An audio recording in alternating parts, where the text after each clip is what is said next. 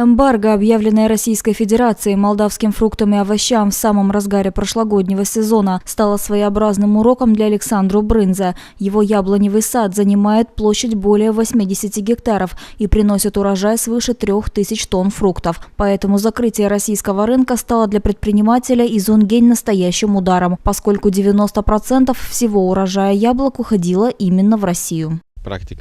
Если сравнить с предыдущими годами, то раньше, в первой декаде ноября, мы уже заканчивали сбор урожая яблок. В 2014 году во второй половине декабря у нас на деревьях еще оставались фрукты.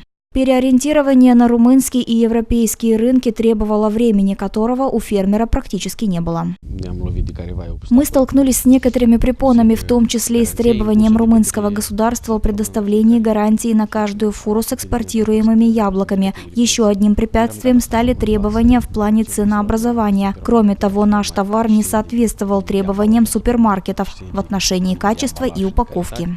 Имея на руках 3000 тонн яблок и при этом располагая холодильной камерой вместимостью всего лишь в несколько сот тонн, Александру Брынзе необходимо было стремительно переориентироваться, чтобы избежать катастрофических убытков. Вопреки всем трудностям, 300 тонн, что составляет 10-ю часть всего собранного урожая, ему удалось экспортировать в Румынию, страну, с которой у него были налажены связи еще до ее вступления в ЕС. Некоторое количество фруктов он отправил в Белоруссию и Казахстан. Еще одна часть урожая, согласно решению правительства Республики Молдова о мерах по преодолению последствий российского эмбарго, поступила в школы и детские сады районов Фелешт и Унгень. Однако более половины фруктов отправились на переработку, а убытки составили почти 2,5 миллиона леев.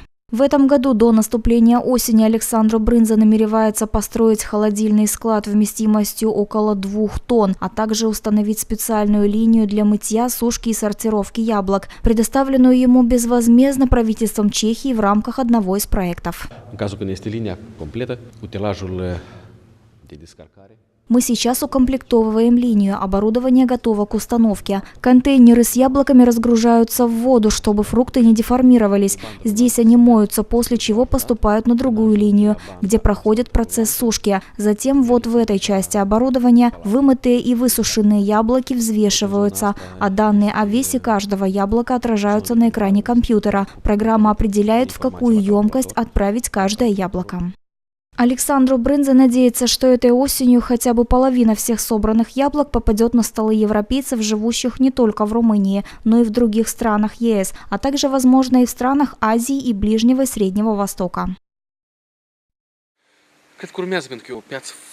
Нам хотелось бы наладить экспорт своих фруктов в восточные страны. Они представляют собой обширный рынок, в несколько раз больше российского. Это будет новым шагом. Нужно все хорошенько обсудить, обдумать и постараться завоевать доверие этих стран в качестве деловых партнеров из Республики Молдова. Это очень перспективный рынок.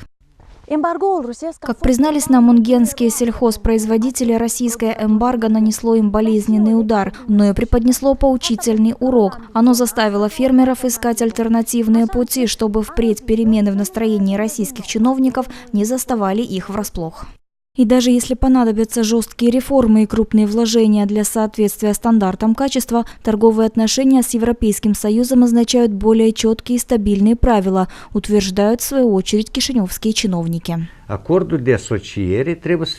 Соглашение об ассоциации должно быть в полной мере понятно для производителей. Им нужно осознать тот факт, что для того, чтобы добиться уверенных результатов, необходимо соблюдать определенные правила в течение долгого времени. От них потребуется много усилий, но в то же время предоставляется внушительная финансовая поддержка. Мы развиваем послеуборочную инфраструктуру, которая в течение многих лет была заброшена. Кроме того, уделяем большое внимание развитию производства в сельской местности. Это строительство мини-фабрик и перерабатывающих линий, там, где производится сельхозпродукция, чтобы обеспечить производителям оптимальные условия. В 2014 году Российская Федерация ввела эмбарго на молдавские фрукты и овощи сразу после того, как Республика Молдова подписала соглашение об ассоциации и свободном обмене с Европейским Союзом. Официальный Кишинев квалифицировал экономические санкции, примененные Москвой, как неоправданную меру. Предыдущее правительство выделило 140 миллионов леев для компенсации убытков, понесенных производителями, а также предприняло многочисленные меры по реализации молдавских яблок в пределах страны. В поддержку молдавских производителей 17 декабря 2014 года европейские чиновники увеличили квоту на экспорт яблок из Республики Молдова на рынок сообщества до 40 тонн. Эксперты убеждены, что решение Москвы поставило власти и производителей Республики Молдова перед выбором – либо Запад, либо Восток. Уверены, что так вопрос ставится некорректно. Выбор остается за производителями и экспортерами. Они должны решать, куда поставлять свой товар. Они его производят, им он и принадлежит. На мой взгляд, все эти споры про Запад и Восток абсолютно неуместны. Производители торгуют с теми, кто приобретает их продукцию, там, где это приносит прибыль и где они могут рассчитывать на стабильный рынок и четко прописанные правила игры. Открытие европейского рынка не слишком способствовало решению проблем сбыта для производителей из Республики Молдова, пострадавших от российских санкций. Отсутствие современного оборудования для мытья, сушки, сортировки и упаковки яблок в соответствии со стандартами привело к тому, что в 2014 году на рынок ЕС попало всего лишь 1600 тонн яблок. Однако европейский рынок открывает широкие перспективы, реализовав которые молдавские производители могли бы со временем получать несравненно большую прибыль, чем от торговли с Россией, поскольку он предсказуем, руководствуется строгими правилами и не зависит от политических факторов.